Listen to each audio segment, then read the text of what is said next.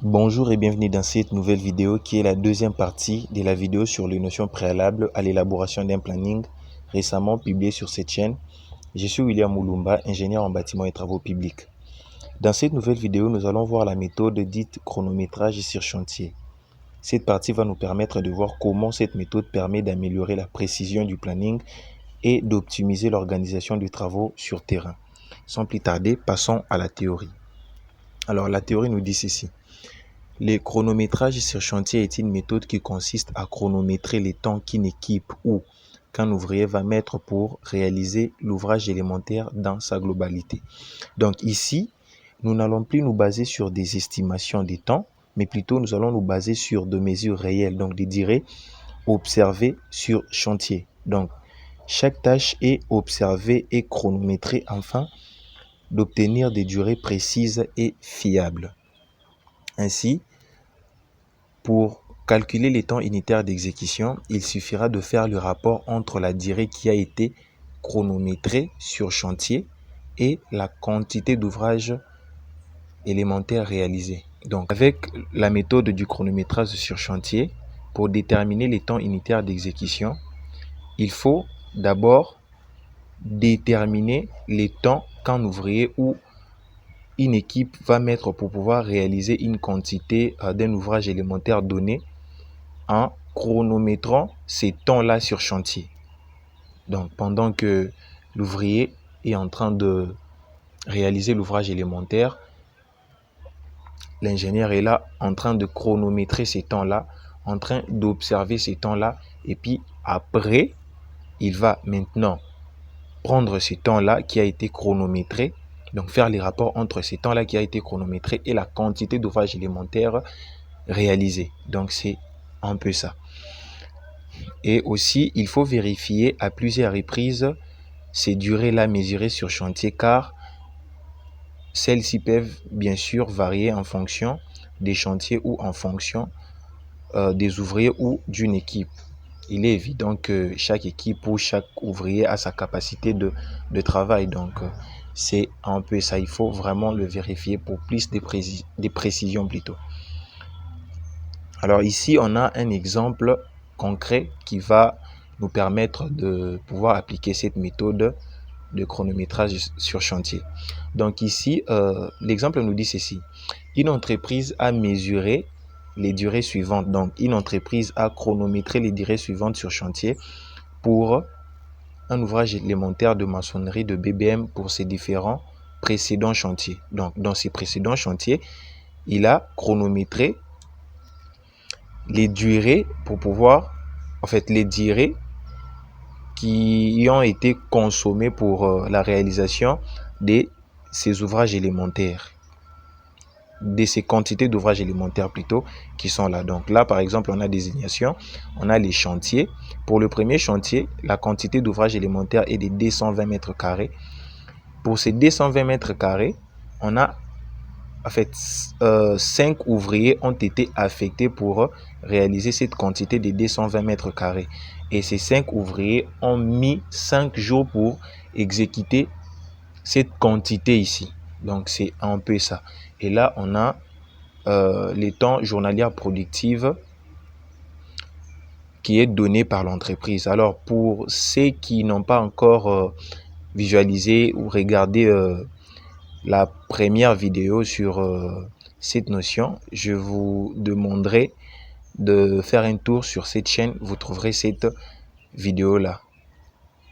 Donc, c'est un peu ça. Et surtout pour mieux comprendre celle-ci, la présente vidéo. Alors, l'exemple continue. On nous dit, dans ce nouveau chantier, donc dans son nouveau chantier,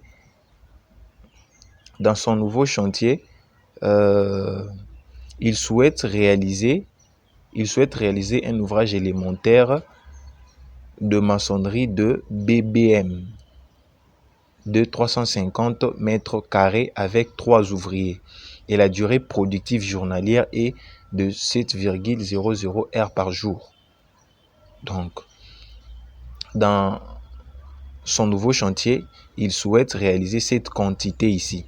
Et avec cette quantité ici, il affecte 3 ouvriers pour pouvoir exécuter cette quantité ici.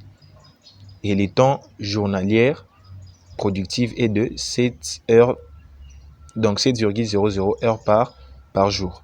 Alors ici, on nous demande de calculer les temps unitaires d'exécution, donc les temps que ces 3 ouvriers mettront pour pouvoir réaliser l'unité de cette quantité d'ouvrage élémentaire. Donc c'est ce qu'on nous demande ici. Et aussi, on nous demande la durée totale pour la réalisation de cet ouvrage élémentaire. Donc, on nous demande de calculer la durée totale que ces ouvriers mettront pour pouvoir réaliser cette quantité d'ouvrage élémentaire. Donc, c'est un peu ça. Alors, la première des choses à faire ici, c'est d'abord de calculer les temps unitaires d'exécution. Pourquoi? Parce que la méthode de chronométrage sur chantier, c'est une méthode qui consiste à chronométrer les temps qu'une équipe ou un ouvrier va mettre pour pouvoir exécuter un ouvrage élémentaire dans sa globalité. Donc, on ne détermine pas les temps unitaires d'exécution, mais on observe les temps qu'un ouvrier va mettre pour pouvoir exécuter un ouvrage élémentaire dans sa globalité. Donc, c'est ça. Et en ayant maintenant ces données-là, donc ces temps-là que l'ouvrier ou soit une équipe a mis pour pouvoir réaliser un ouvrage élémentaire dans sa globalité, conviendra maintenant de déduire les temps unitaires d'exécution. Donc, c'est ça. Maintenant, pour notre prochain chantier, qu'est-ce que nous devons faire? En fait, nous devons nous baser sur ces données ici de nos précédents chantiers pour pouvoir avoir l'idée du temps unitaire d'exécution que nos 3 ouvriers mettront pour pouvoir exécuter cette quantité d'ouvrage élémentaire qui est de 350 mètres carrés. Donc, c'est un peu ça. Pour ceux qui se demandent d'où provient cette formule, je vous demanderai encore de faire un tour sur cette chaîne. Vous trouverez cette vidéo où j'ai eu à expliquer cette formule ici. Alors, en faisant le calcul, là, on a le nombre d'ouvriers qui est de 5. Là, on a la durée totale, donc la durée globale que ces 5 ouvriers ont mis pour pouvoir exécuter cette quantité ici. Et c'est durée de 5 jours. Et là, on a la durée productive journalière qui est donnée par l'entreprise. Et là, on a la quantité d'ouvrages élémentaires réalisés. Donc, en faisant ces calculs ici, on obtient 0,80 heures par mètre carré. Donc, vous pouvez même faire l'analyse dimensionnelle. Vous allez vous rendre compte que on aura heures par mètre carré. Pourquoi? Parce que les jours vont se simplifier. Donc, c'est un peu ça. Alors, en faisant tout ce calcul ici, pour nos différents chantiers, donc pour le premier chantier, on obtient 0,80 heures par mètre carré. Pour le second chantier, on obtient 0,65 et pour le troisième, on obtient 0,80. Donc, c'est un peu ça. Alors, maintenant, ici, dans notre prochain chantier, qu'est-ce qu'il faut faire? Nous allons maintenant faire la moyenne de ces 3 temps unitaires d'exécution. Donc, ainsi, la moyenne est faite pour trouver les temps unitaires d'exécution pour le nouveau chantier. Donc, la moyenne, le calcul est là. On obtient maintenant 0,75 heures par mètre carré. Donc, pour pouvoir réaliser l'unité de notre ouvrage élémentaire, il nous faut 0,75 heures. Donc, c'est un peu ça. Là, on a répondu à la première question. La deuxième question est de calculer la durée totale pour la réalisation de cet ouvrage élémentaire. Alors, ici, il y a cette méthode de base qu'on a vue dans la précédente vidéo. Donc, vous devez vraiment regarder cette vidéo-là pour pouvoir comprendre cet exercice ici. Donc, pour ceux qui n'ont pas encore visualisé cette vidéo-là.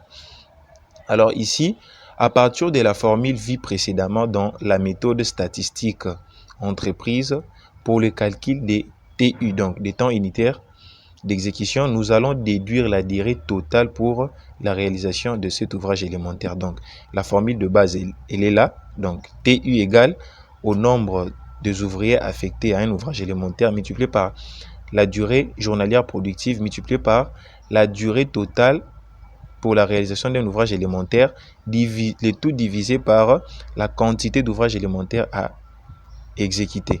Maintenant, dans cette formule ici, on a déjà trouvé le temps unitaire d'exécution qui est 0,75. On a le nombre d'ouvriers affectés à notre ouvrage élémentaire qui est 3. On a la durée journalière productive qui est de 7,00 heures par jour. On a la quantité d'ouvrages élémentaires qui est 350 mètres carrés. Donc, l'inconnu ici, c'est seulement la durée totale pour la réalisation de l'ouvrage élémentaire. Alors, en tirant notre inconnu ici, on aboutit à ça. Et là, j'ai remplacé maintenant le valeur dans la formule et en faisant les calculs, on obtient 12,5. Et ceci peut s'arrondir à 13. Donc, là, on a 13 jours. Donc, la conclusion, elle est là. Pour réaliser l'ouvrage élémentaire de maçonnerie de BBM de 350 mètres carrés avec 3 ouvriers dans le nouveau chantier, il faudra un temps unitaire d'exécution de 0,75 heures par mètre carré et avec une durée journalière productive de 7,00 heures par jour, l'ouvrage élémentaire sera réalisé dans 13 jours. Donc, c'est un peu ça. Merci d'avoir suivi cette vidéo. À la prochaine.